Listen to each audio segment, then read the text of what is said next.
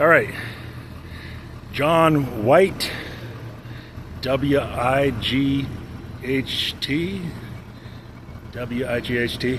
and Eddie Vedder and other Western sympathizers of Islam, or maybe they're officially pledged to, like a born-again Christian, to Islam. Let me tell you something. Islam is not finished as a organizing a culture that is a geopolitical group of nations, and it's politically active. But I think of Islam as a place to have sanctuary, and it doesn't exist in America. Islam does not exist in America. Islam is a sanctuary to escape the reach of the Church of England. And the Church of England is very strong in the Anglo-American territories, the Anglo-American Empire territories. So, it's also the Roman Empire. Islam is a third social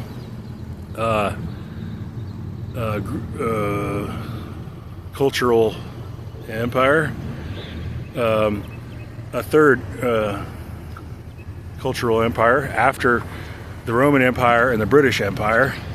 And if you're not getting a fair deal from the British or the Roman Empire, there's Islam. And I don't think of it as necessary to prove your religiosity, because people need to spend more time thinking and talking about their real beliefs, because the books of religion are not close enough to scientific knowledge to be accepted. And so it's only a small group of vocal people who say that you have to be really anti-science. So if you feel emotionally connected to a society because of being treated badly by the British Empire or the Roman Empire, then you might find sympathy in the Arab Empire. That's what Islam is. It's Arab imperialism, Arab cultural imperialism. And so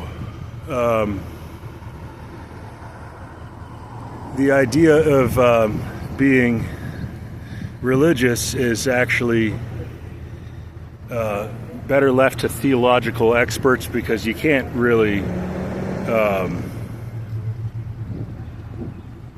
sort people out by whether their belief is precisely strong enough in a particular unscientific fiction.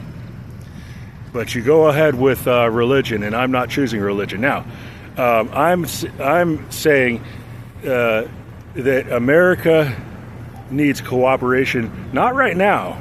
It's long term. Cooperation from Iran and Cuba, that's long term. The USA wants cooperation, or could benefit from cooperation from Iran in the long term. So I'm not part of Donald Trump's activity.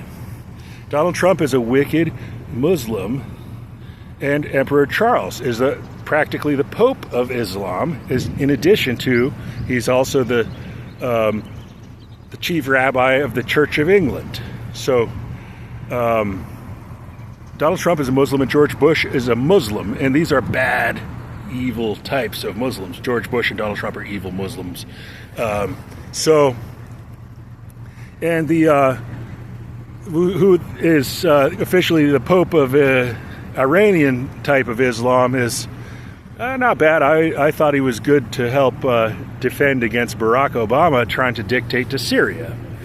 However, now that time has passed. The crisis of Barack Obama's aggression has passed, mostly passed, and the long-term picture is this. Caucasians have to restrain our aggression, and that's part of it's something that Islamic society is probably going to be understanding before Anglo-American society, because so much of Islamic society lives sharing borders with China. So the idea is this. America might need to, in the long term, not now. See, Donald Trump is making a mockery of it because he's trying to be a better Muslim versus me. Okay? And I'm not committed to a religion. I said Islam could have my leadership, but I would be a leader of all humanity in addition to Islam. And Islam could choose to have me as their leader, and that was my offer. But they didn't give me a wife. But I'm still their leader of all humanity, irregardless, and I'm still courting Islamic society, and I'm still willing to go to Egypt to lecture the Muslim Brotherhood in the University of Cairo. And I'm also willing to go to Nigeria to give lectures to both Muslims, and they're probably majority Muslims, not many Christians in Nigeria. And I would go to Nigeria to give lectures, and also to Democratic Republic of Congo, and I would also go to Iran and South Asia, Pakistan, and Turkey. And anyway, so the point being, don't panic if you feel that you've trapped yourself with a born-again type of a pledge of being like a born-again Muslim, the pledge of reciting the Shahada. Don't panic as if Islam is being abandoned. You have a lot of friends in Islam. But you don't have to be as religious as the terrorists tell you have to be, because they're making a fuss about Islam and about it being really, really allegedly bad. Maybe they're accusing Islam of plagiarism, copying Christian content or from the Bible. I don't know what the exact accusations are, but about how Islam is so terrible, but they're putting fake content into the Islamic doctrine to vilify these people. And I'm saying, let's not have a religious conflict. Let's not emphasize religion so much. Whether you're Muslim or not, or politically aligned with Muslim, or just emotionally sympathetic to Islamic society, you still have to consider what is Caucasian aggression doing to China, and what is Caucasian aggression doing in Southeast Asia. And what do Muslims have to do, as well as Christians? What do Christians and Catholics and Church of England, Protestants, what do Caucasians have as their responsibility to restrain Caucasian aggression in China, in Africa? And that's part of that question is part of my long-term vision for cooperation with Iran to build a seaport on the Indian Ocean and a train track that goes into Central Asia, if necessary, to have more American influence in Central Asia. And the purpose is beyond Islam. The purpose is to, whether Islam is the religious vehicle for too many men collecting exclusive wives in their harems, or whether it's just a tribal tradition of the region, too many exclusive wives. You have to have shared wives, like a Puerto Rican type of tribalist. I think of Puerto Ricans as they're Spanish romantics who have, and they're also mixed with Asian and African primitive heritage, and they have Spanish romantic heritage, and somehow I think they have a lot of shared wives in Puerto Rican society. And I'm trying to suggest that if there's men collecting multiple exclusive wives like Sultan Donald Trump has, and each of the American presidents has secret wives, and they're probably exclusive, not shared wives. So these are vile, wretched, horrible Muslim terrorists. George Bush probably has secret wives. Barack Obama has secret wives. Donald Trump has secret wives. Bill Clinton has secret wives.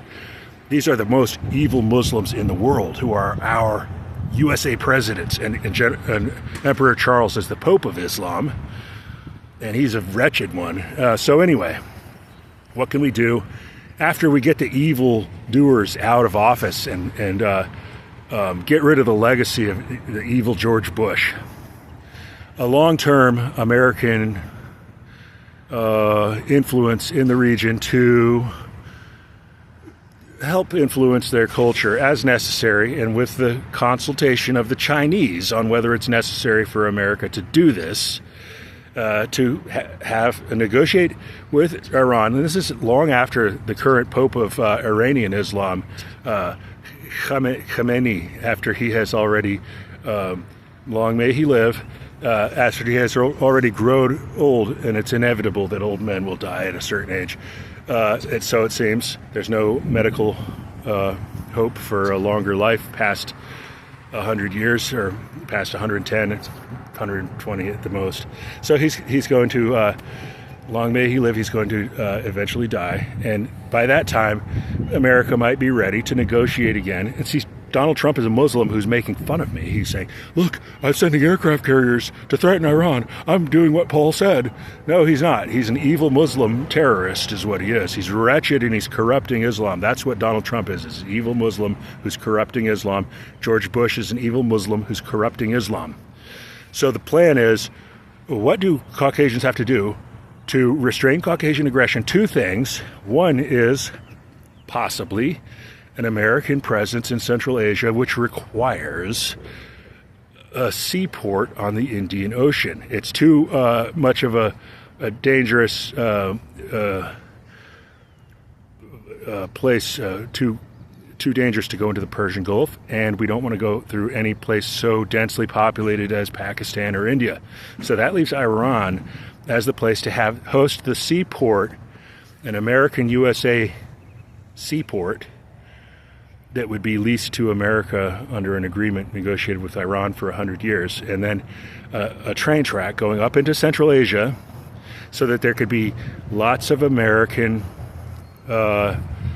influence brought in through deliveries of American supplies and personnel and machines and materials and fuel and advisors and stuff. And this is after Americans have already said to help Islam disarm itself, Americans have to recognize true history. There was no racial slavery of Africans. Americans have to officially recognize this before we can do any good in Central Asia.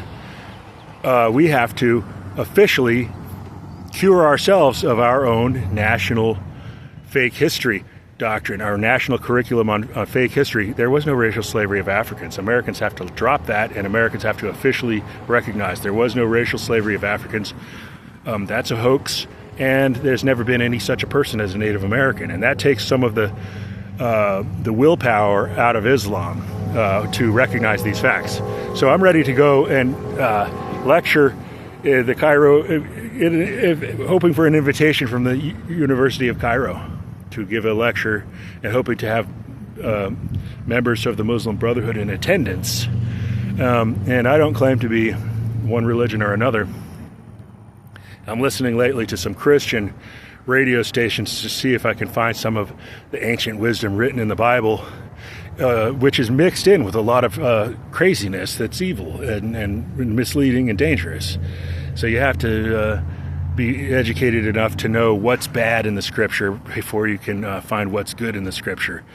And it's not the only Scripture in the world, but the Christian Scripture seems to be older, and there's been more put into it. But Islamic Scripture can be relevant to a region and important, and also has ancient sources of Scripture that are in it. And so I'm recognizing, though, that there's craziness in the Jewish, well, I should call it the Hebrew Torah. The Hebrew language Torah has some craziness in it. So, and it's also got some ancient wisdom in it. So I'm interested in it, but I don't want to be pigeonholed into a religion, and I don't want to be in a conflict where John Wight and other Western or Anglo-American possible converts to Islam, Eddie Vedder and John Wight, that they don't have to feel stranded and afraid of Islam because of, I'm not changing my plans. What my plans are long-term, and Donald Trump is misrepresenting me because he is a Muslim himself, a secret Muslim, Jewish, Islamic secrecy of practicing Judaism, and he's also an Islamic leader. Donald Trump and George Bush both are deeply evil, and Barack Obama, they're all deeply evil Islamic men who are making Islamic society more dangerous. And then John Wight and Eddie Vedder say, hey, I know, Paul, don't abandon us. You're going to leave us stranded after we took the pledge. And well, no, I'm not trying to apply stress on you, and you just have to.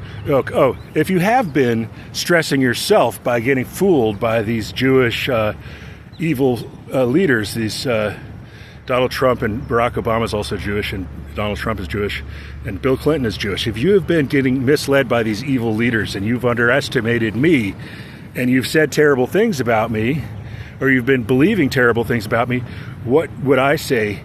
I would say the Chinese, you can spread your butt for a Chinese man to reduce the perception of masculine inadequacy, which is one of the Caucasian conceitedness, bigotry, popular bigotry against the Chinese. So you could spread your butt for the Chinese, whether it's John Wight or Eddie Vedder.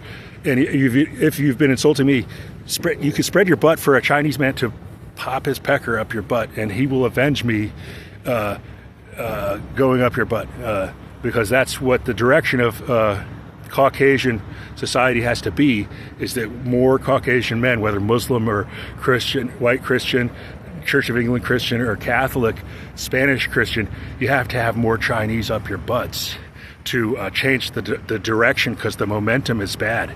And that's what all I can say for now, is you have to go and signal your receptiveness to accept Chinese men up your butts. If you've been, say, destroying my health by believing the evil George Bush, or the evil Bill Clinton, or the evil Donald Trump, or the evil Barack Obama, if you've been part of that, their secret conspiracy to destroy my health by repeating wretchedly evil defamation narratives against me. So that's what I would say. The Chinese men's penises going up your butts, their penises will be my vengeance, because I'm not trying to be a terrorist, and I'm not trying to put I'm not trying to terrorize people to accept the truth. I'm trying to be a modern influencer, and I'm not trying to terrorize Iran or Cuba. These are long-term plans, and Donald Trump is mocking me. He's with his evil misconstruing of my vision. And this is a long-term plan for Iran, if necessary, that the USA will negotiate a seaport on the coast of the Indian Ocean, and that the USA will acquire Cuba as a first step so that we can acquire Canada, to rebuke the Roman Empire and the British Empire. And that's also a planned far future rebuking of the failure of the Arab Empire to restrain Caucasian aggression, which is going into China. And we have to restrain Caucasian aggression, and that's true leadership that I think most Islamic leaders would respect my leadership for being very global and comprehensive and very inclusive. So thank you, John Wight, and thank you, Eddie Vedder, for your thoughts on Islam. I think John Wight was saying it's not a la carte. You're not supposed to pick and choose little bits of Islamic religion that you like and leave the rest aside. And that's what the Christians say too. And I don't concern myself with that. And Eddie Vedder, well, maybe he felt stranded because he crossed the monkey bars like it looked like he was an Al-Qaeda member with the style of his singing, and then crossing the monkey bar, he crossed the stage, climbing across like the Al-Qaeda video, crossing the monkey bars, and he was crossing the stage, climbing across the rigging that holds up the lights. And I thought that was a nice emotional expression of sympathy to the Arabs, if hypothetically the narratives against American history had been true. Then Al-Qaeda, which is a hypothetical terrorist organization that doesn't really do anything other than make publicity. So don't get stressed out, and try to see if you can find a Chinese. If you have been thinking the wrong things and saying the wrong things or signaling the wrong things about my reputation, take a Chinese man, if you can, allow his penis up your butthole, and that will improve your morale, and that will improve your credibility, probably within Islam as well as within in general. All right, that's all.